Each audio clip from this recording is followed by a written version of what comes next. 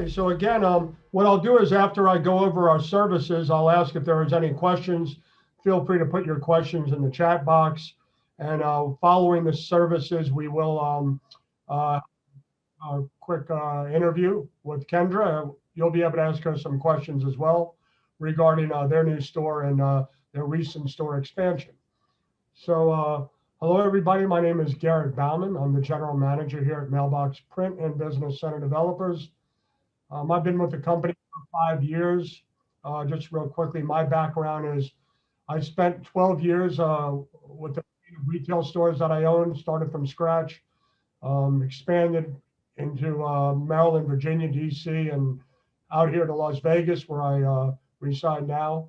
Unfortunately, after 10 wonderful years, the last 2 years were rough as the internet got the best of us. As you guys know, if you might have even heard, Macy's is closing a ton of their stores now. So clothing and brick and mortar is no longer a successful formula. And here I am now working for this company and sharing all my experience with you folks. Prior to this, I was with a large commercial real estate company in the Maryland, DC, Virginia area, representing clients. I brought Blockbuster into the Mid-Atlantic region, as well as Barnes & Noble and GNC and some other big names. So very strong background in commercial real estate and retail. And I do oversee the Mailbox Print and Business Center division. And there'll be a number of people working with you during your experience with us and getting your store going. So your first point of contact is, of course, your salesperson. Following that, we will now go through our services. So let me go ahead and let's see. I'm going to open up a screen here for you guys.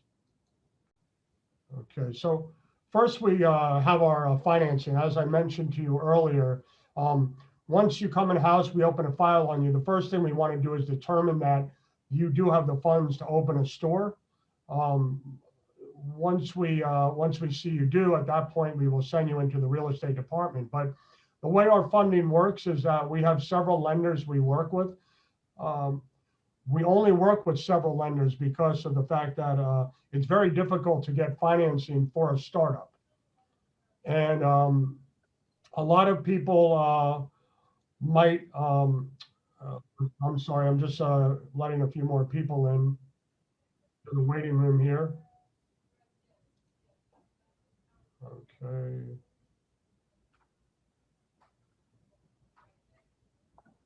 Okay. All right, so just disable the waiting room so everybody can get in if they're joining late. So just to finish what we're doing with financing is basically very difficult to get startup financing, as you can imagine, especially now. What we've done is we only work with a few companies that offer this. A lot of times people who have poor credit, if you have a job and you're currently getting, even if you're leaving your job, currently getting a decent paycheck, that might be enough with one of our lenders, whereas another lender might require a certain FICO score. So don't discount yourself based on your FICO score. We deal with lenders who are very creative in working with our store owners in all different financial situations. Now, with that being said, a lot of times what will happen is we'll have one of our lenders say, Mr. Smith got approved for 80 to 100,000, but he has to first do these pay downs. As an example, maybe you owe 2,200 on your Macy's card, or maybe you have a large outstanding balance on a Visa or something, but they don't need you to pay the whole card off, but they're going to look to pay down a certain amount of it to get into their approval area of where they need to be with your balances. So we might give you a list of a couple different creditors that you'll have to pay down, or there might be something that involves a mortgage that has to be taken care of. Whatever it is, we're going to let you know what you need to do to get the funds. if you are financeable. If not, we'll let you know right away. Unfortunately, we can't do this, or we also do offer credit repair. And that's something you can talk with our financial advisor about. So basically, the start of the process would be you, with our salesperson, you give a $500 deposit. Once the deposit is received, we open your file and we transfer it to our finance department. And at that point, they're going to collect some information from you. And that information, once they get that information, they're going to use that to determine who is our best lender to send it to. There might be one or two lenders we don't want to use and only one we want to use. But what's important about that is that, again, it's very difficult to get startup financing. A lot of people I've heard over the years, oh, we have a great relationship with our bank, yada, yada, yada. And it turns out that they don't get approved. People who've been with their bank 25, 30 years don't get approved because, again, it's very difficult to get a startup financing. Now, some of our financing might be a little bit higher interest, as you can imagine, but we do have some term loans that are fair. But even if that is the case, we usually have some type of period of free or 0% interest, I should say. And at that point, what a lot of our store owners do is after they've been in business a year or a little more, they've got a steady revenue coming into their business. And that's the time to go to your bank if you have a relationship, or reach out to other lenders to ask for a loan to pay off your existing loan if it is a higher interest rate loan, because now the banks or the lenders can see that you have steady revenue coming in every month. And when they see that, they feel comfortable now lending you the money, as opposed to lending the money to a startup company that's never a person maybe that's never been in business for themselves before, or someone who this is their first venture for them. So very important to understand how that process could work for you. Now, for those of you who do have existing financing or existing funds available, at that point, once you get into our finance department, they're going to ask you to provide them with proof of funds. So it could be a 401k, it could be a checking account, whatever it is. We just need to show that you have at least $80,000 available so that we can move you over into the real estate department. Again, we want to make sure that you have money available to open a store prior to moving you into our real estate department. So that's a quick background on finances, real estate services. So this is one of the real, probably the greatest thing about this particular company is we do have an in-house real estate group. A lot of other small independent companies that do stores, they don't have an in-house company. They hire a local broker in those areas. Important to know that those local brokers only care about making a deal. They're really not tuned in on what your requirements are, what makes for the best location for this business, and they just want to get a commission. So our guys work in-house, they get paid a salary, and this is what they do all day long. They know what locations work and what don't. There are some instances they might show you a location that might not be the greatest in the world, but a lot of times we do that just to use as a comparison for you, so you realize, okay, this is why this location is this expensive and this is not this expensive. Of course, we're always going to try and find the best price economically for you and the best deal. There are a lot of different things we request out of landlords. So we don't just get their offer and throw it in your lap and say, hey, how does this look to you? We really negotiate a very hard deal prior to you getting that letter of intent. Now, one of the most exciting things about the company here is our internet system, or I should say our in-house proprietary software. That sounds fancier. And what it is it is software that you'll be able to sign into. We're going to give you a password and a username. And once you sign into that program, you're going to be able to see all of the properties that we've listed that could be of interest to you. Okay, so let me, unfortunately, I didn't have this up already. I'm going to quickly have to go into my emails here and show you how that will work. So let's see, bear with me just a second.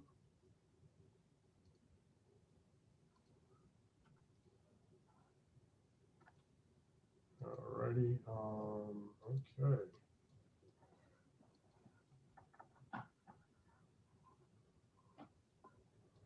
All right, let me see if I can get in this one. I apologize, just give me a second, folks. Okay.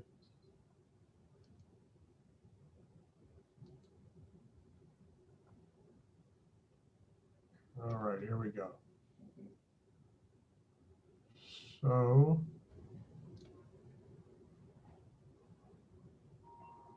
So this is the system that you would sign into. It is called Easy Track. And this is how it'll look for you. Let me, okay, let's just go to random person here. Okay, now, so once you're into this program, you're going to have an option to go to our real estate section. Okay, now this person's brand new. Let's see, we don't have anything yet. Let me go back. Okay, sorry, I'm going to find somebody who's been in house for a little bit. Here, Frank, let's see. Okay, so with Frank, here we go. Oh, there we go. Nobody's there either. Nobody's home. Okay, just let's see here.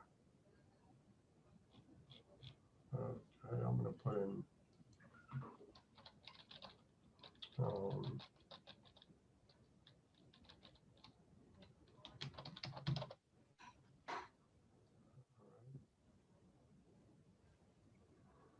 Sorry for the delay, guys. Okay. All right, so here we go. Here's a person who's opened a store with us. And if we go into his real estate, you can see now that we've got 7 sites that we found for him. Out of those 7 sites, we put in 2 letters of intent. 4 sites were rejected. It could have been by him or the landlord, maybe. But here are some of his locations that we showed him. So if we go to Peachtree Crossing Shopping Center, you can click on it. And now you have all these boxes. And in each one of these boxes, you can click on any of these and you can find out all the information we put up to give you a really educated, so you can make an educated decision on whether this is the right location for you.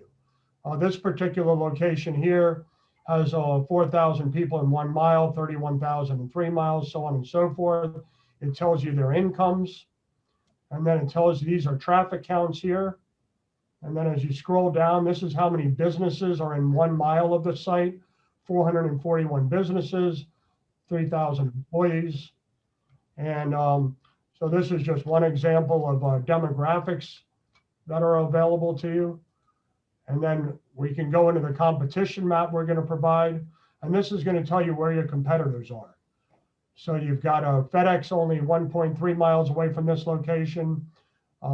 This is a ship center, which means they're an independent operator. Here's another one, 2.6. And then we list the UPS stores, etc.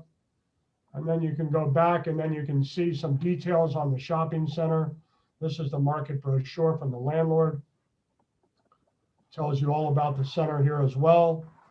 And it shows the location of the store in the center. So these are some of the details we provide for you. And even though you are local to the area, familiar with the shopping center, there's a very good chance that you are not familiar with a lot of these details.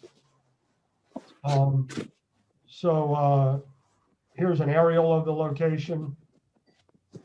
And so this is to the extent and the depth that we get into with you folks on providing information on the right location for you to choose. Once you do decide on a location, then we go ahead and we will negotiate a letter of intent with the landlord.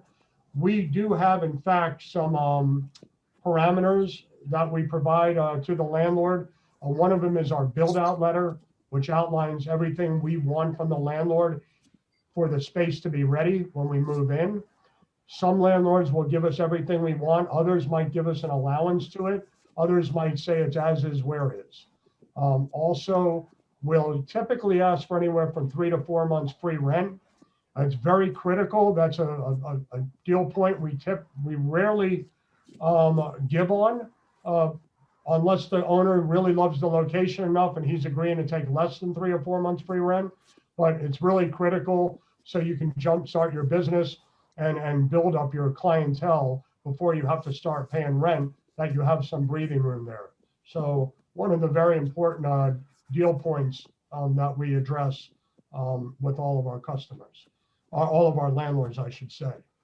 So that's a little bit of information about our tracking system and our real estate and what we provide to you.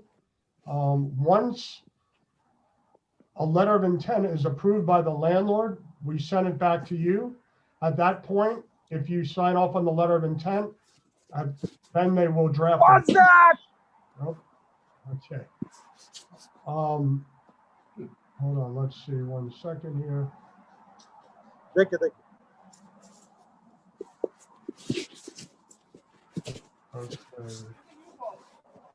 So someone's got their speaker on. If you could just mute, I'd appreciate it. We also have, let me just see. Okay, and then in addition to that, let me just go to our other services here.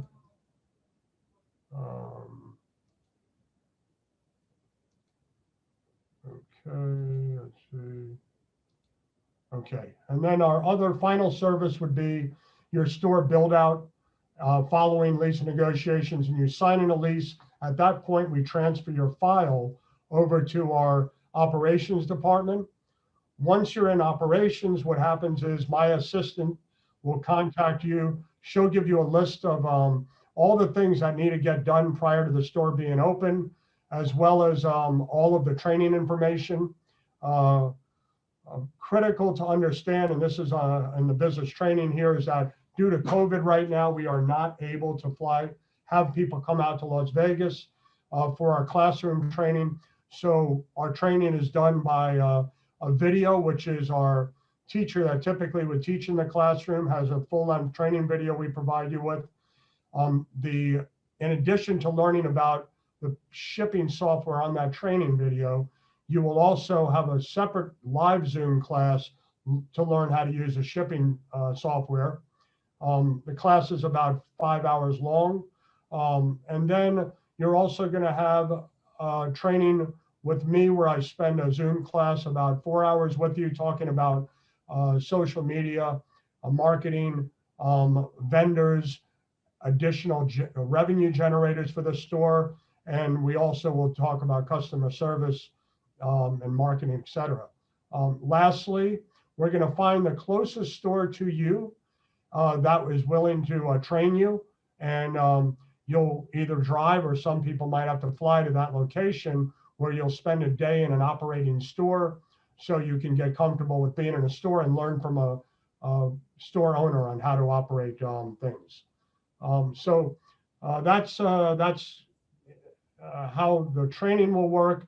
As far as build out goes, our Vice President of Operations, JD Gray, will contact you to set up a build out time. And that'll be the time that we come to the store to set everything up. Now, it's very important for you folks to understand that we don't do anything that involves construction other than set up your store with furniture, fixtures, and equipment. Okay, so we don't get involved in building walls. We don't get involved in paint or flooring. Again, in our initial letter of intent, we try and get the landlords to do that work for you. But if it's a great location and the landlord's not willing to do it and you want to move forward on it, it would be your responsibility to do that. And it would be a additional fee on top of your package price. So that's a little bit of information on that. Any questions really quickly on the services? Yeah, Garrett, hi, this is BK calling from Dallas, Texas. How you doing? How you doing?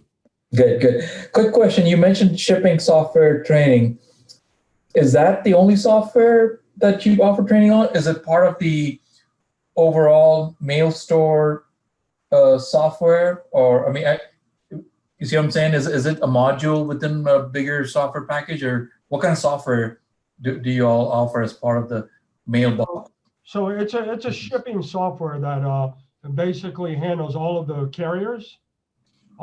So you'll have access to all of their pricing and everything to that nature. But it is a shipping software.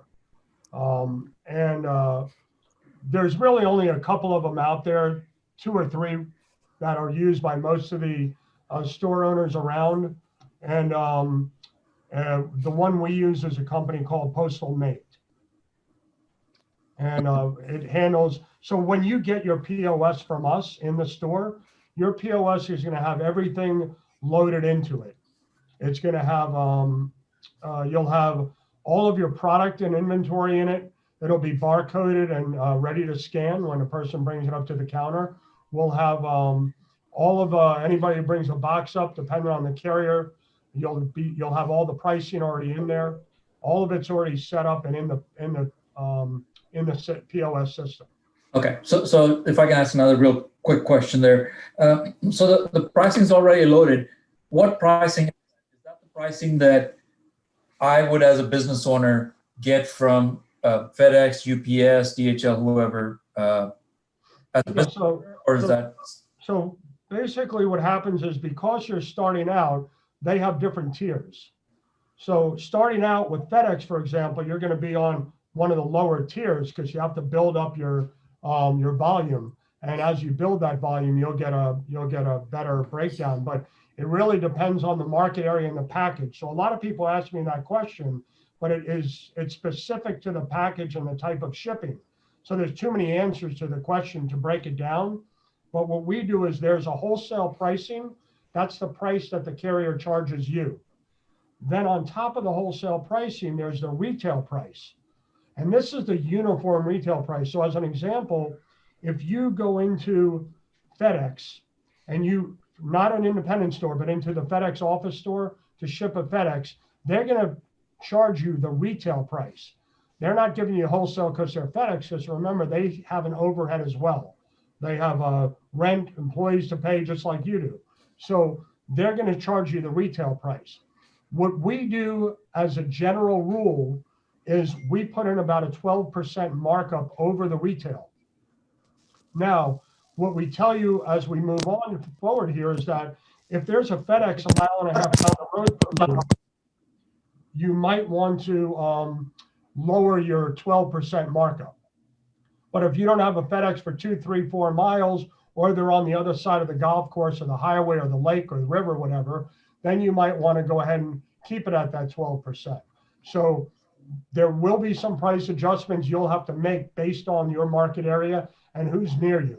As far as the retail products that go into your POS, we do what's known in the industry as Keystone. Keystone means you double the price of the wholesale price. But again, if you've got a Home Depot in your shopping center, you might want to lower the price on your boxes a little bit. So it's all really specific to your market area and where those competitors are. So just one real quick, sorry, I'll let everybody else ask a question too. But so basically my question is, I'll be very direct. I mean, so if I were to, as a business owner, if I have an existing business and I actually have a dry cleaners and I want to start, but if I have enough real estate to add on a mailing business, but if I were to apply as a dry cleaner or any store, small business, FedEx for an account, and I get a rate of $100 for a box that's certain size, certain weight, would I, through you guys, be able to get a better rate, better than $100, or would I just have to say 100 plus 12, charge my 12% and just, you know? So with FedEx, we do not get a better rate. The rate is based on the tiers for starting out. Okay. Now, what we do though is for FedEx, we for USPS, for example, we do get better rates on USPS, not on their fixed rate boxes, but on a lot of the other shipping ways with USPS, we get much better rates. So it depends on the carrier and the source. But again, it really, you'll start to see some big differences as you build up your volume in those Okay. tiers. Okay. Okay. Basically, they're just going to treat me as a brand new business. Here's your rate. If you get higher volumes, you get better rates, and that stands for anybody. Right. The Right. universe, basically. Now, keep in mind that a lot of stores were putting FedExes into like a dry cleaner or a convenience store. They were trying to add shipping services into their existing businesses. Well, FedEx found out that that was not helpful to them because a lot of these people weren't trained properly. They were just trying to make a few extra bucks. And package shipping is very critical, whether it's shipping items that aren't permitted to be shipped, or whether it's insurance, the proper insurance on a package, et cetera. So they're very critical now. And what they want to do is they want to see pictures of your store after it's built to know that you're actually a full service store. So if they see, Joe's Dry Cleaners and there's a FedEx sign in the window, that's not going to work.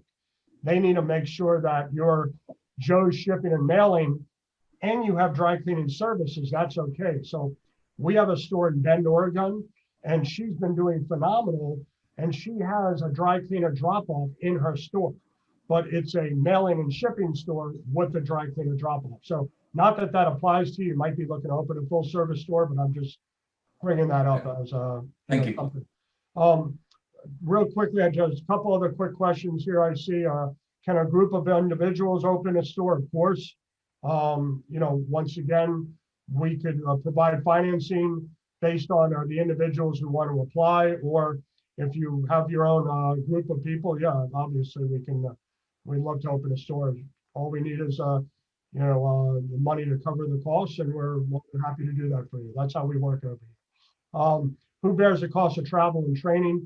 Travel costs are the responsibility of the store owner. Training, we provide free training, and we pay for the training in the store you go to, as well as anything that's Zoom related training that costs money. We pay for those, but not for the travel costs. One other key that's really important to know is that if 2 years from now, you hire a new general manager, or you have a child who wants to come on board and work for us and you want to have them trained, you can send them to training. If you sell your store, you can have the new owners come to our training. So we provide lifetime support, and that does include our training. Let me just see, I got a couple. Can I get ID and pass for app? Andrew, I think, yeah, that app is only available once you're in-house. We've approved your funding, and then you go into real estate. So if you're referring to the real estate app, that is only available once you're in-house, and we've approved that you have the funds available to open a store. Okay, all right, so any other quick questions here? And if not, I'll get started with our interview today. Let me just look for Kendra here. I think I saw her earlier. Just bear with, here we are, Kendra, asked to unmute. Okay, and Kendra, I'm going to try and pinpoint you. Hold on a second. Oh, uh-oh. Somehow she just disappeared. Kendra, are you there? Oh, there we go. You're up here now. I'm here. Okay, how are you? Good. How are you doing? I'm good, thank you. I'm going to see if I can't pinpoint your, I learned how to do this earlier today, and let me just see if I can do it here. Give me 1 second. Oh, spotlight, here we go. I think we got you. Can everybody see Kendra? Yes, no? Yes, oh, it's awesome, there we are. Okay, you look like you're in Hawaii there, Kendra. I just put a photo in the background.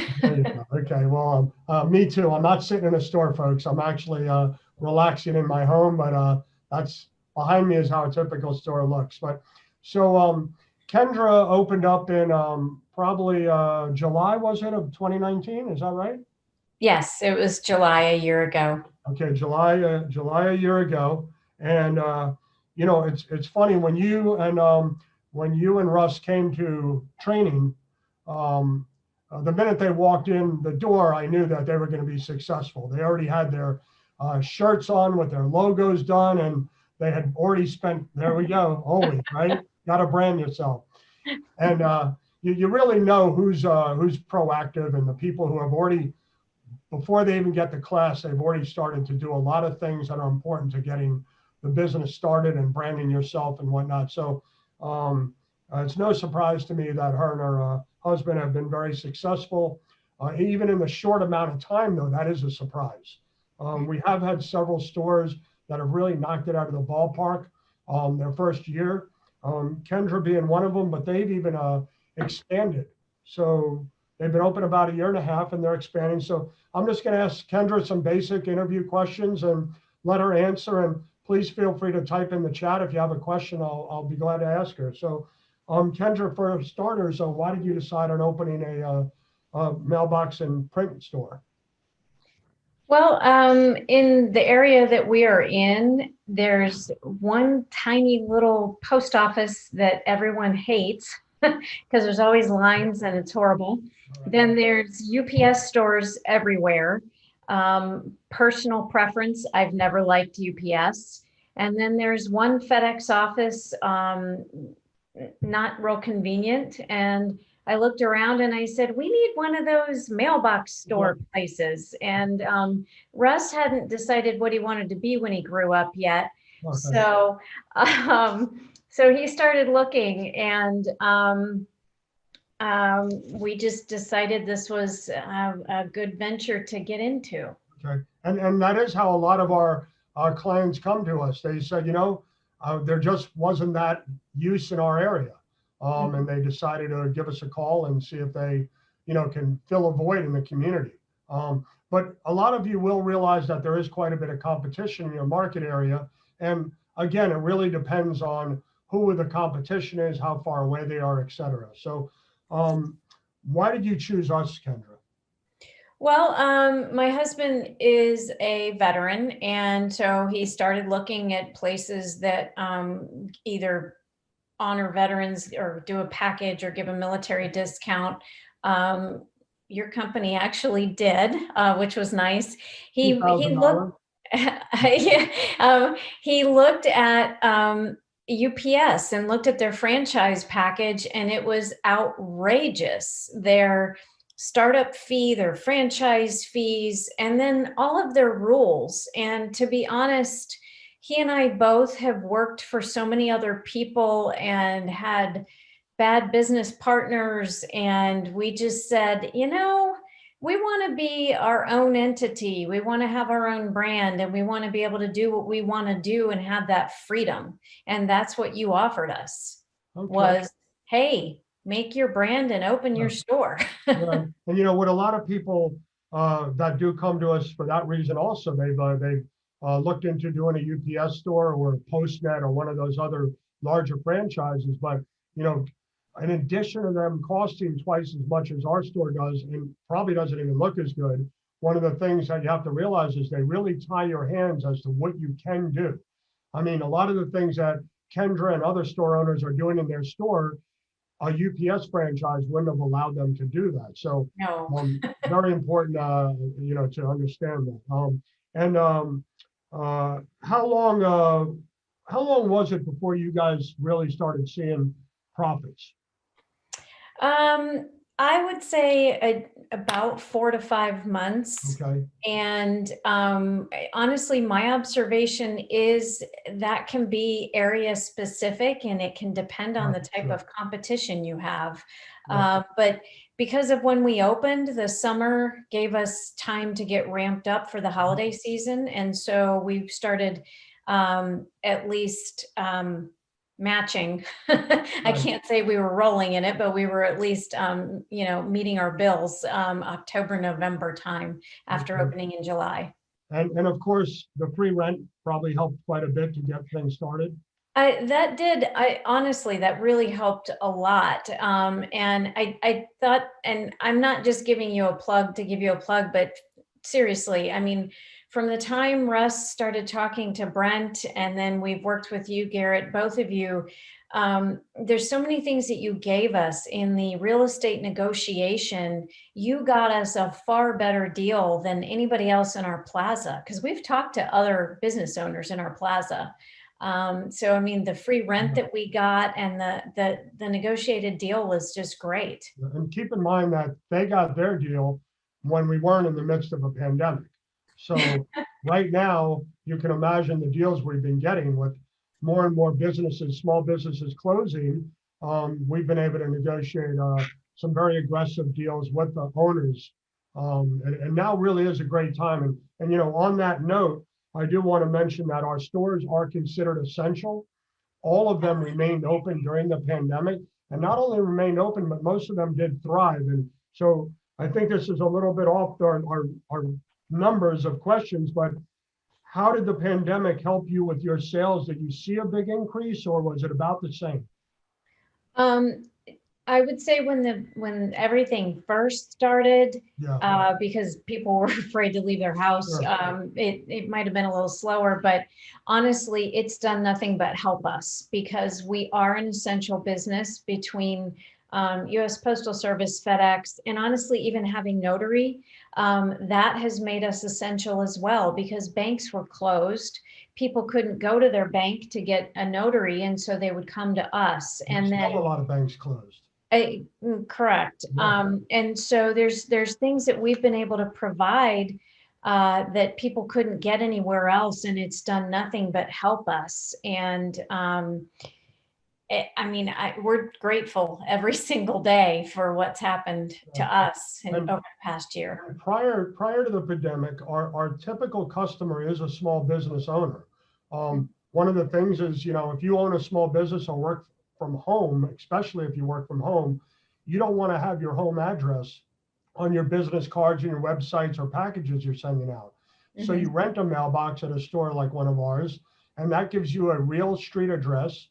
And with that, you also need other services while you're in the store. So in the past, like I now work from home, and I have a choice of I can drive 10 miles to my office if I need to get some copies done or something like that. That's a notary, whatever, or drop off a package, or I can go 1 mile down the road to my mailbox store that I'm a customer at, and just do it in that store. So for those people who are more and more people working from home now, our stores are becoming more of a central place of getting a lot of the necessities you used to have at your office done. I imagine copies and all of that picked up for you as well. Everything did. Copies, laminating, of course, our print, and we're going to get into that, but I mean, our print side really took off. Honestly, shredding even increased because people were home, and so they were looking around their home trying to figure out what to do. It also, yes, and we've also had quite a few local attorneys, doctors, etc., that they have brought boxes of files for shredding, and so that's increased quite a bit. And as I said before, notary really increased a lot. Okay, and so we do have a question here. Someone's asking, what is your store size and how many employees? Now, I'll let her answer that question, but it's a two-part question because she had an initial store size, and then we'll get into it in a minute, but they did just expand. But go ahead with what was the initial store size, Kendra? Our initial store size is actually very, very tiny and boutique, if you will. We were just about 1,000 square feet, I think. My husband's my numbers guy. I'm the design gal.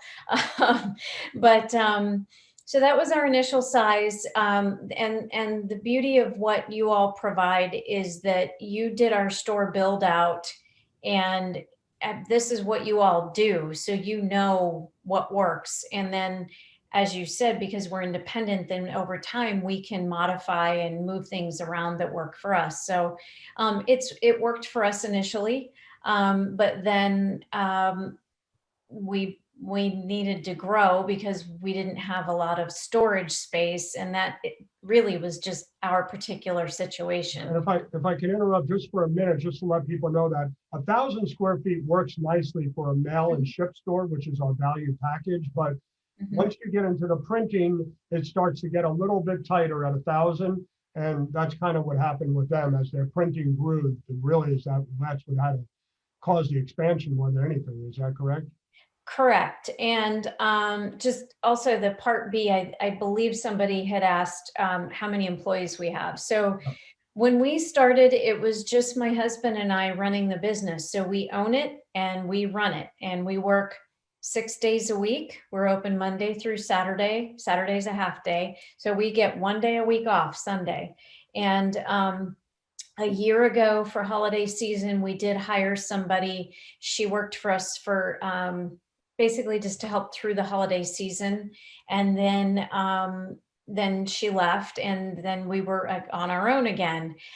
We then brought in a part-time person, just basically retail packing, shipping support. Mhm. He's been with us since, I'd have to think, maybe August of this year. And then this I feel is a really big kudos. We also recently hired a full-time person. She came from our biggest competitor down the street. She was with a UPS store. She wasn't happy. Got a lot of experience.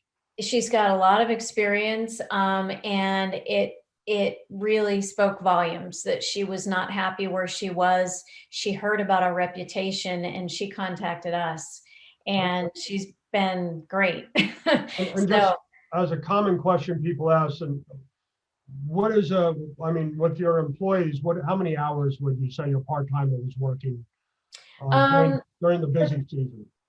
well, the part-timer, because he's a senior in high school, about to graduate. So, but he's doing school virtually. So he's been working 10 a.m. to 4 p.m., sometimes 11 a.m. to 4 p.m. So Russ opens the store in the morning, and then at 8, and then we close at 6.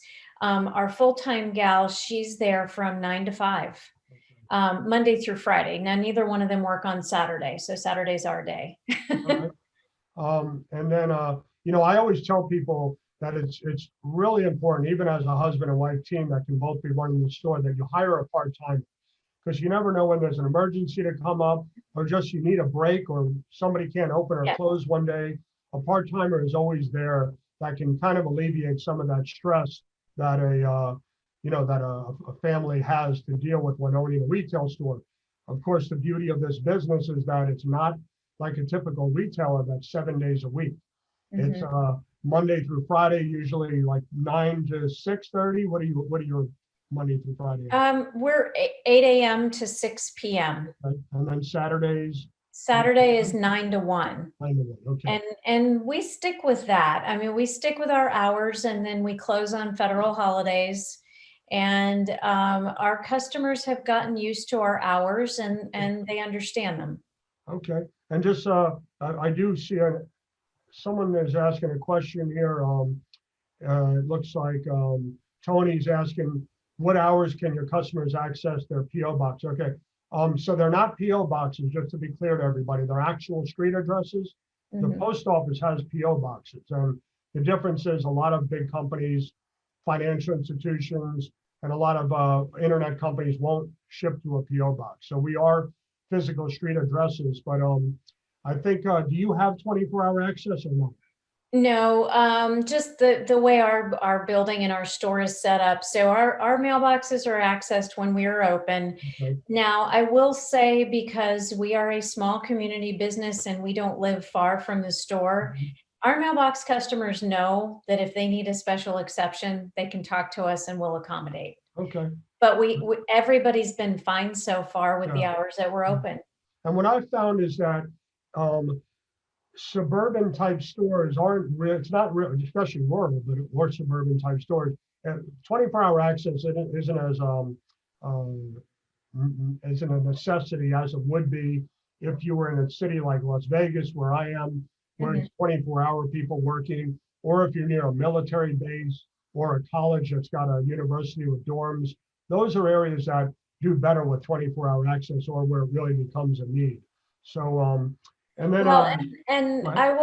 I'll also say our system, it's an advantage over the post office for sure. And frankly, I didn't think all UPS stores even do this. We notify our mailbox customers when they get mail or a Sure. package. So Okay. they don't have to waste a trip coming to check. They only check when they get a notice from us that they have mail. So even when they get mail, you notify them? Yes. Oh, great. Okay. Regular mail and packages both, they get a notification from us. I know the store I'm a customer at, they only notify us if I get a package, but not for mail.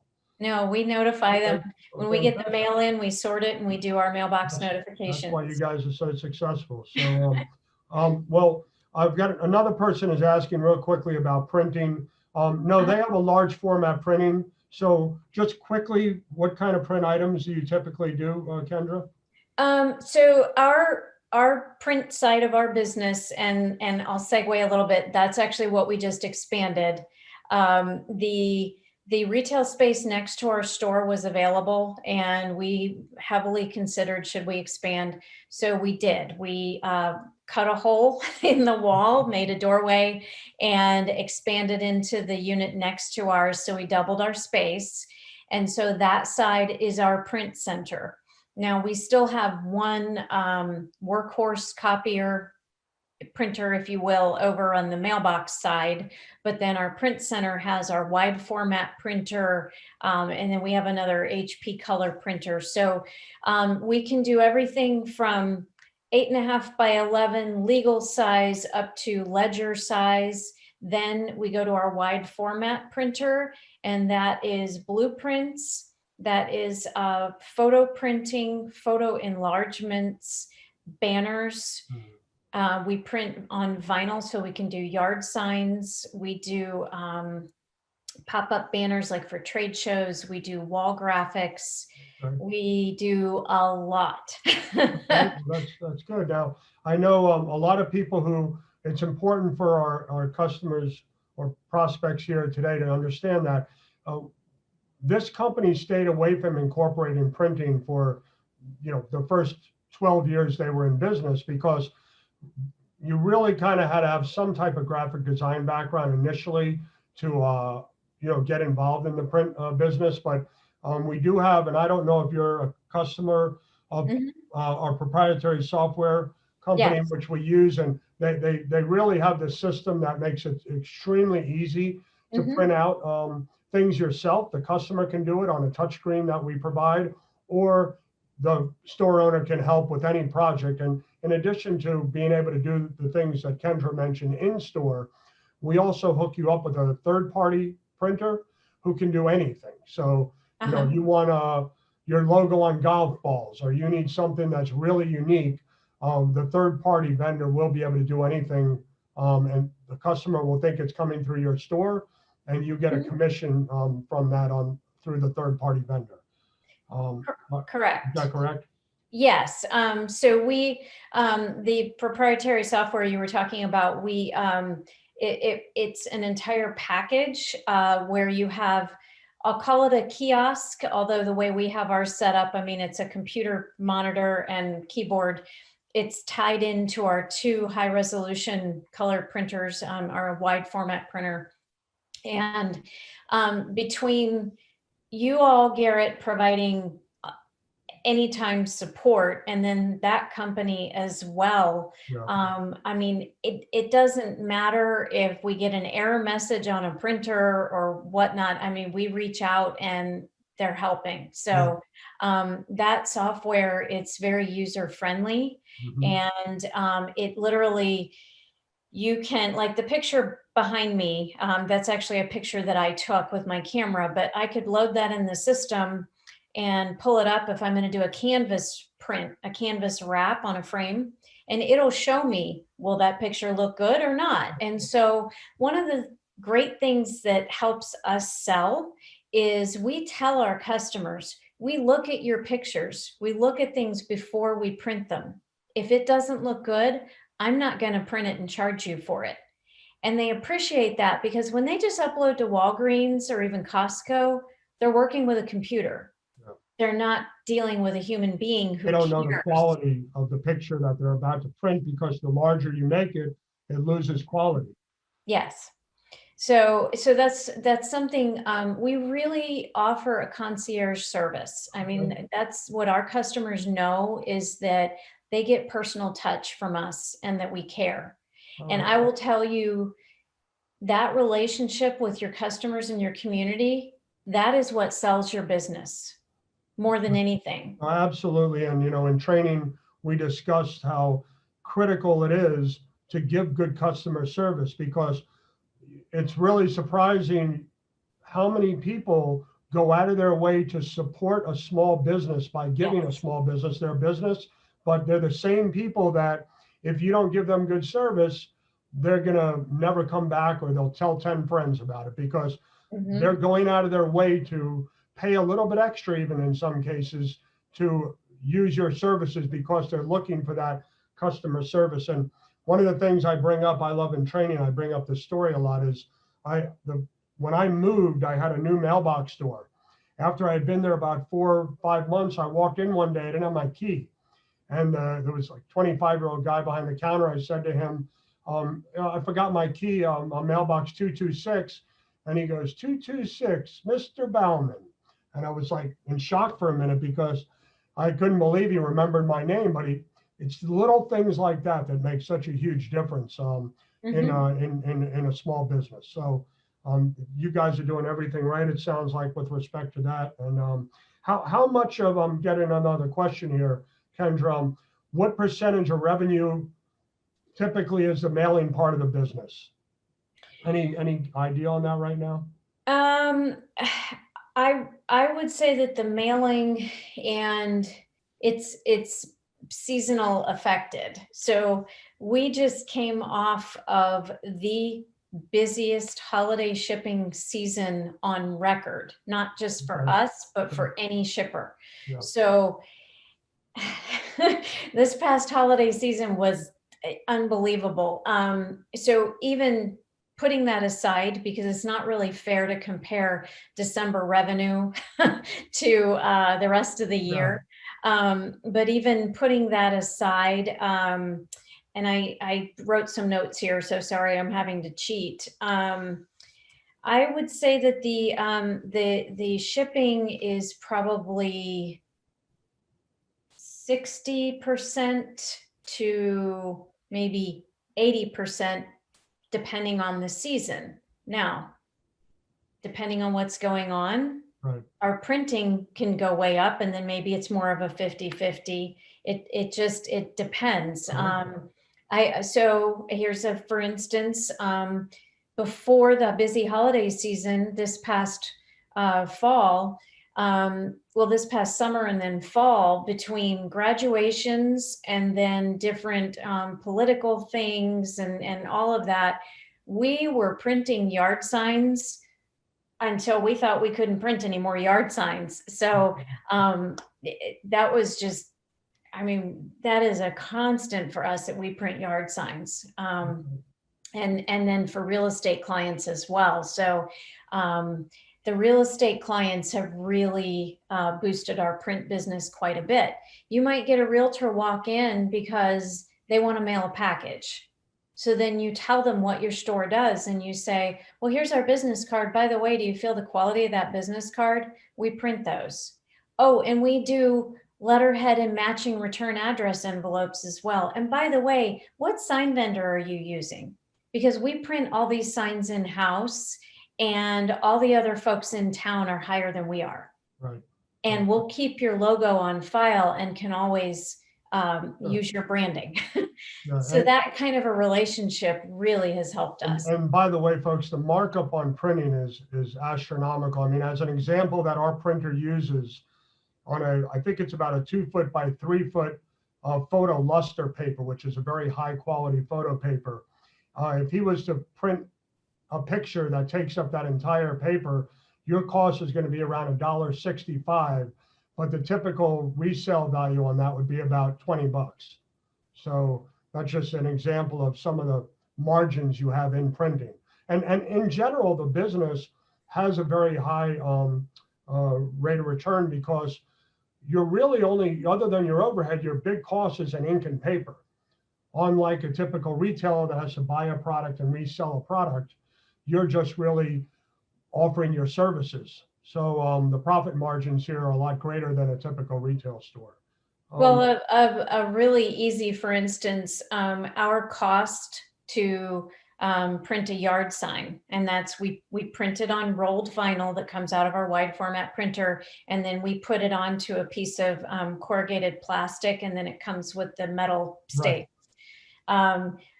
Our cost on a sign is about $4, and we sell a double-sided color yard sign for, well, Russ just increased our prices. It was 18 and now they're going for 20. Okay. So there's our markup on that. Yeah. And so let me just ask here, what has been your best source of marketing so far, Kendra? Well, I'll tell you what, when we first opened, and again, because we were, figuring this out, we took ads out in a local magazine, like a coupon type magazine. We did not get a return. There was a very small local radio station. We took ads out, again, small, local, it fit our demographic. Nothing. Word of mouth and social media, and that includes the Nextdoor app, because that's local. Nextdoor affects your community right around you. That is what has sold us. There's where our store is located, there's some communities south of us, and there's nothing else between us and them. They constantly come in and say, oh my gosh, everybody's talking about you on the neighborhood Facebook page. Everybody talks about you on Nextdoor. They said, we have to come to you. They said, there's nobody else to go to but you. Don't go anywhere else. I mean, so that has just been gold for us. Sometimes, now my career was in marketing, so I will warn you, I had that background. I did have some graphic experience, and I've got a lot of graphic designers that I know. So I had that knowledge going in. So I will pay to do advertising on Nextdoor app sometimes, and also on Facebook, because I can specifically pick the demographic for our area to make it worth our while. And that advertising is affordable, and it's helped us. Okay. And So I'm looking, I'm sorry, another question came through that I did want to ask while you were talking about your market area. Someone earlier asked that, how do you compete with the local UPS store? Like, being that you're not UPS, although you did mention earlier that they don't give the greatest service over there, I think you said, or something, but how do you get customers? Do you get customers to switch to FedEx or something, or do you guys? Absolutely.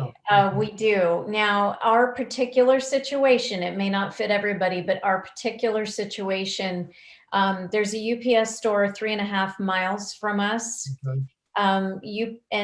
UPS, their corporate rules are you can offer their services if you're more than 3 miles away, which we are, but the local franchise owner told UPS to deny us. So we don't carry UPS. We only do FedEx, the post office, and DHL. And we've taken a lot of their business. And I already told you, we took one of their employees. She came to us. And people, they will go to the UPS store and find out the outrageous prices that they are charging for a piece of tape.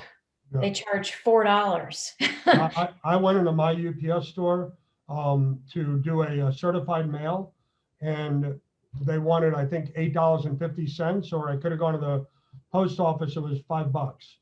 And yes, and that's what it is. Here's another big, for instance. So for Notary, and Notary can be specific by state, but there are laws actually about being a notary and what you can charge. So for instance, in our state, it's $10 is what they say you can charge minimum for a notary. The UPS store charges people per signature, but they will tell people it's $10. So we had a little old lady come in and say that they tried to charge her well over $100 for one document. Wow, And she okay. was in tears. So that's the type of thing. There's little things you can do that go such a long way with people. And Yeah. it's not meaning that you're putting yourself out and not making a profit. You can make a healthy profit, Mhm. but going that extra mile and showing that you care about people, that's why the UPS store really isn't even competition for us. Yeah. But a lot of times that has to do with being an owner, operator, and having an employee. Of course, Mhm. if you train your employees well, you shouldn't have that problem, but that does have a lot to do with that sometimes. So I do have another question I can answer real quickly. Somebody asked, do you own the printers or lease them? Mhm.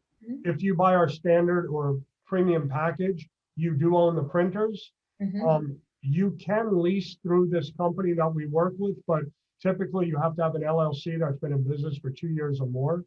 But if you do buy one of our standard or premium packages, you own the equipment. Mhm. Let me just see, training include hands-on training on the print equipment, it does. Yes. Excuse me. The print company offers three separate classes, Zoom classes of printing, how to print, how to set up the printer, etc. And like Kendra said earlier, she can pick up the phone and call anybody at that company or anybody at our company. When you're in training, I'm going to provide you with a vendor list. And one of the beautiful things about what we provide you with is you're getting the point of contact for every one of the people that is responsible for all of your furniture, fixtures, equipment in your store, as opposed to having just saying, call the 1-800 number. Mhm. So there's always a direct contact that you'll have a number and an email address to contact for whatever the item might be. And a lot of times that, means calling us and we can call them or steer you in the right direction. But we do provide all of that to you as well. And Garrett, I was just going to say, and again, this is our specific situation. So we opened our store in the initial space with the print package that we got from you all. And then when we expanded, we did get an additional printer just because we needed it. So we got an additional HP that we're leasing. Okay. And then there was one other wide format just for blueprints. And it's because we've had such a big demand for blueprints, for instance, Sure. that we Sure. got that to speed up our process. So And- we're a combination of own and lease, Okay. both. All right. And then the print package that we provide for both of our packages that has printing in it also comes with a large format scanner. And that's a Yes. mobile scanner. And one of the biggest money makers is blueprints, whether it's through contractors, architects, or what have you. But how much, a colored blueprint runs quite a bit per page, correct? How much do you charge for a colored blueprint per page? Oh boy. You don't know offhand? Oh, I'm that's okay. All right. I'm trying to remember, and to be honest, I'd say probably 90% of the blueprints that we print are black and white. Okay. Just because we have more contractors and builders in our area. And mind you, if you open a store, it really pays to competitively shop, not just a UPS store, check their prices. But for instance, if you print blueprints, then you need to call some other local blueprint Absolutely. printers, find out what they're charging and make sure that you're competitive. So that's what we did. And so I know that we're below the other local blueprint printers. I think we might be like $4-5 a page for black and white, but don't quote me. Okay. But if you think about it, I don't remember. I'm hearing a voice in the back. yeah, but if you think about it, if you think about a company that is building just one townhouse, much less a townhouse community, as an example, you've got your plumbing plans, you've got your electrical plans, you've got your lot line plans, etc. So Mhm. one set of blueprints could be, 50, 60, 100 pages. if Oh they're- gosh, yes. so, And then times 3 or 4, Yeah, because sure. our So, contractors have to submit those for permitting. And so they don't need just one set of plans, they need multiples. Right. I will tell you something really neat, Garrett, because you mentioned that portable scanner, and that's part of the package. I can't talk without using my hands. It's so cool. So you can scan anything flat up to 3 feet wide by any length. So other than blueprints, if someone brings in an original blueprint, then you can scan it to a USB and then print them, or sometimes people just want it on a USB or a disk. Okay. Also, we have a lot of local artists that bring us their original work. We scan it for them, and then we do reprints for them so they can sell it. We had a lady bring us her original 3 foot wide by 7 foot long oil painting. And we 7 foot long oil painting. And we scanned it for her. And then she did smaller prints and things like that. So it's amazing what all you can do with that scanner, and then the printers that come with the package, and that you can market to people. And one last thing I will say about our printers also, it's key to understand, is that they're 9-color printers. Yes. So our typical home copier has a printer has 3 colors, but these are 9-color printers. So someone who is an artist or a photographer that wants the highest quality, they're going to look for 9-color printers. The only thing greater than that is a 12-color, and those run into the $100,000 range for a 12-color printer. But but the 9-color printer is like comparing a regular television to a HD 4K television. So you're getting the highest quality work from those. And actually, Garrett, I'll tell you that the picture that's behind me, that I took that with my camera, that we took that photo and we printed it on our wide format, high resolution printer that you're talking about. And one of the things that the print software package that the company that does the support and whatnot and the programming, they also encourage you to do other things other than just yard signs and blueprints and canvas prints. So we were able to print window perf, which is it's a vinyl that we put on our store on the outside of the window. So from the inside of the store, we can see out. From the outside, you see a photo. So I'm moving so you can see it. That photo, I printed that, and that's in the window on the front of our store. And we printed it ourselves on our printer on rolled media. And the perf roll, you bought a roll of the perf, and is that how that worked? Correct. Right. And Correct. someone So else is asking, is it better to print or to lease or own? I guess it's really a matter of preference, but do you have a comment on that? Well, it depends. We've actually been very happy that our store package, because we got the print package, came with the printers that they came with. And so we know those are our printers.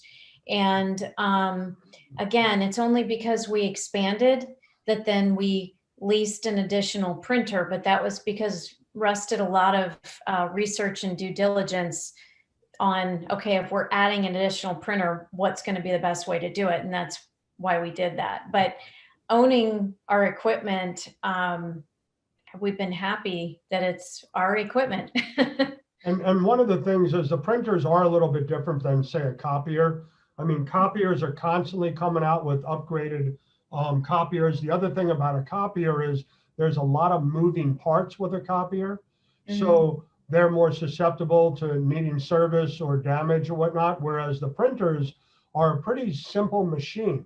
I mean, there's only a few moving parts in a printer, so they do last quite a long time, as opposed to, by the way, have you got another copy, or you haven't bought another copy? Oh no, we did. That's what I mean. So we did lease. It's an HP. Oh, Work that's Center. okay.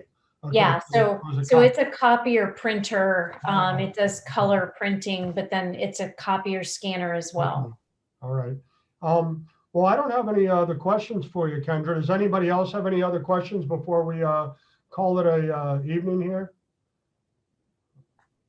Feel free to just type in a question if you have any. Let's give it. Do you offer other services like fingerprinting? Yeah. So that is a thank you for reminding me, because that is another question I wanted to ask you, Kendra. What other revenue generators do you have in the store in addition to mailbox rentals, printing, and shipping? Well, I already mentioned Notary, Right. and we actually have two notaries. My husband is a notary, and then one of our employees is a notary. We offer shredding, secure shredding, and we called around and made sure we were competitive with our price. So we make a good bid on that. We do passport photos, which also can be used for ID photos. We in particular don't do the fingerprinting. The only reason we didn't do it was because when we opened, we didn't have enough space in our initial store Right. that we felt we could Mhm. use the space for that. That's the only reason we didn't do it. We do, and again, this all comes with your package. We make keys, key copies. So whether it's a house key or a garage door key, we make key copies. Just a note to interrupt. We actually no longer provide the key service. Oh, So yeah, we did. sorry. That's like that. Yeah, but we took it out of our I didn't know. packaging. They discontinued the machine you have, and the new machine was causing troubles, and Oh, the initial investment in it just wasn't worth it, so we stopped doing it. okay. Well, strike that from the record.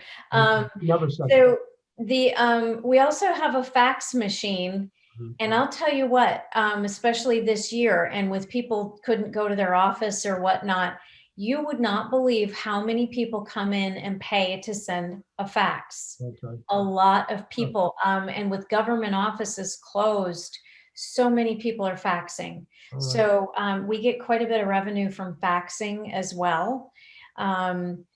So we've got our mailboxes.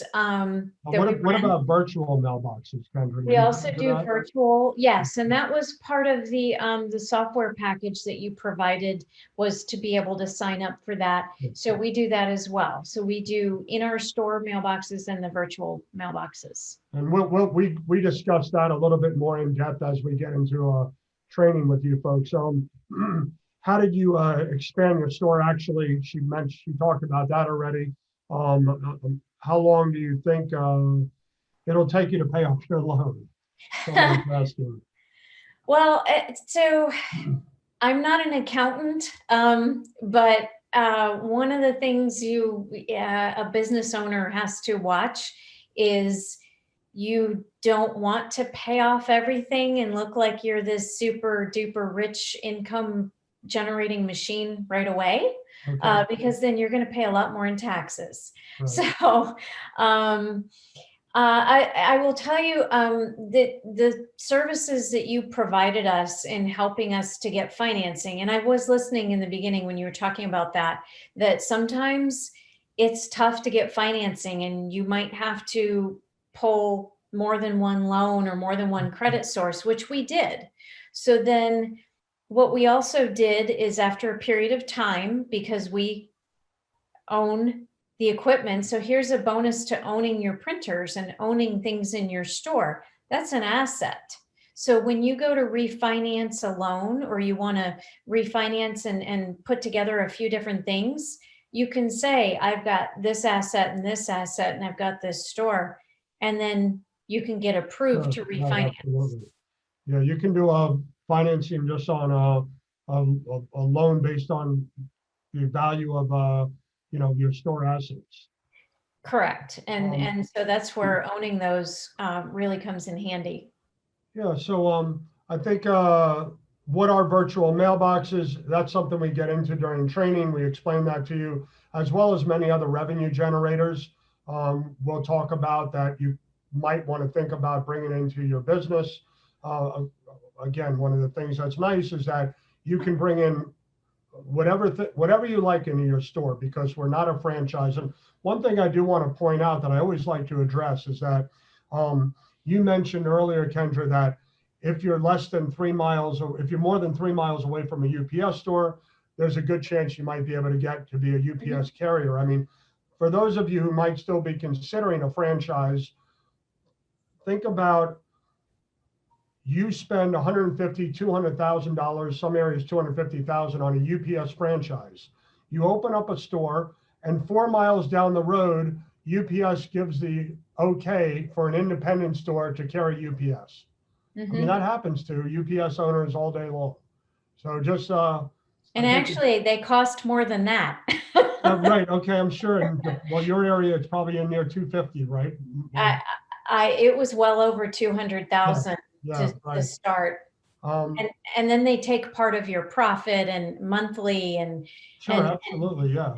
And again, I mean, this is what I really loved was we are our own brand. You all gave us the freedom to open our own business that's ours. It's our brand. It's our store. That's why we're so passionate about it, right, because we put our heart and soul into it. We thought about our area, the demographics, and that's how we picked a store name and a logo. You can brand yourself to endear yourself to your community. Yeah. And whereas if you have a UPS store, you're going to be called a UPS store. Right. Right.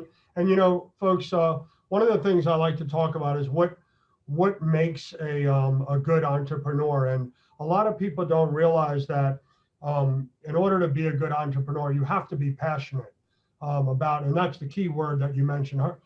Most of their success is because of their passion.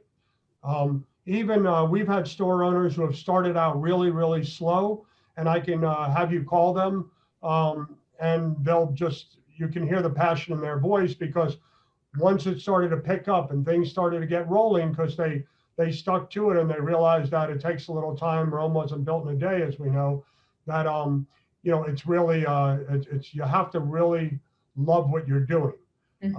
Again, unlike most retail stores where you have to work 7 days a week and you have to you're just selling a product, this is more of a service oriented business, which means you have to deal with customers a lot more personably.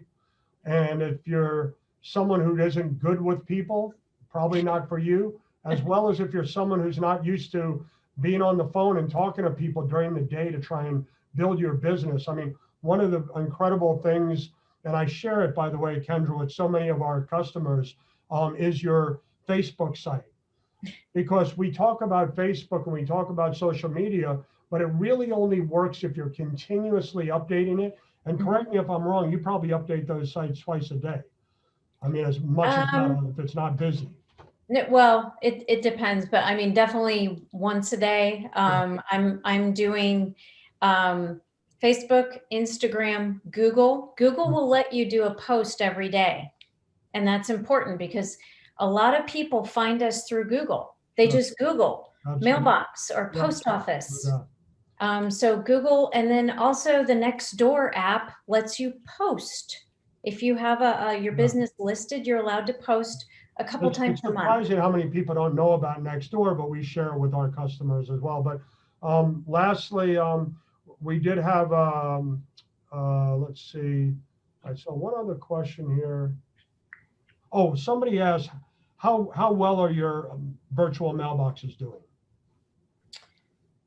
That's a question. Sorry. So something that you'll discover, especially if your partners or husband-wife team, is you each have your strong suit.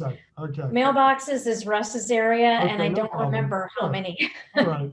But virtual mailboxes are people who aren't physically coming into your store.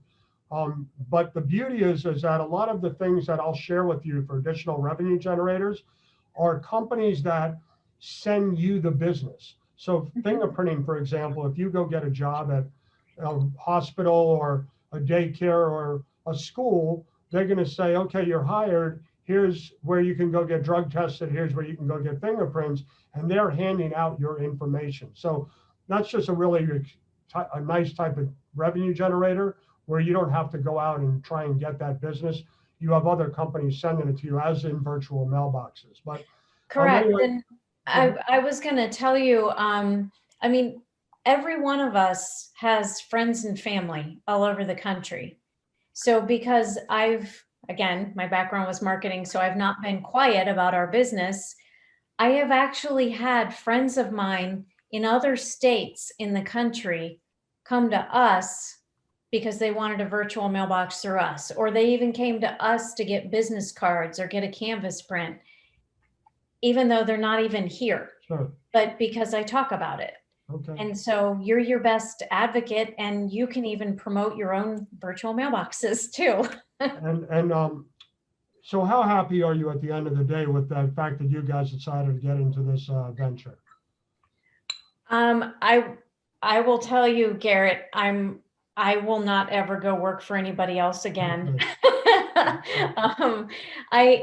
Even though there's times we're a little bit tired. I mean, Christmas season is really busy. We don't get a lot of free time. Well, But Kendra, I was very busy Christmas season too, and I work for someone else. So yeah. But I'll tell you, I would do it all over again. I would not ever do UPS franchise or even a FedEx franchise. I would not go get a franchise from anybody else. I like having my own business with my own brand and knowing I can do what I want. I don't have anybody else telling me what color to wear or where to put that sign or how to do this. I used to work for a big company that was owned by a large corporation, and I used to have to run everything through the corporate legal department. I hated it. okay, no more, no more. Well, yeah, exactly. Kendra, thank you so much for your time. Sure. We ran a little over what I told you it would be, but I really appreciate it. You love talking about your business anyway, so that works well for both of us. But I want to thank everybody here today for joining us, and please feel free to contact your salespeople, Sean or Brent, if you're interested in moving forward or you have any other questions. Everybody have a great evening, and Kendra, good luck on the expansion, and I'll sure we'll be in touch soon. Thanks. Okay, thanks everybody.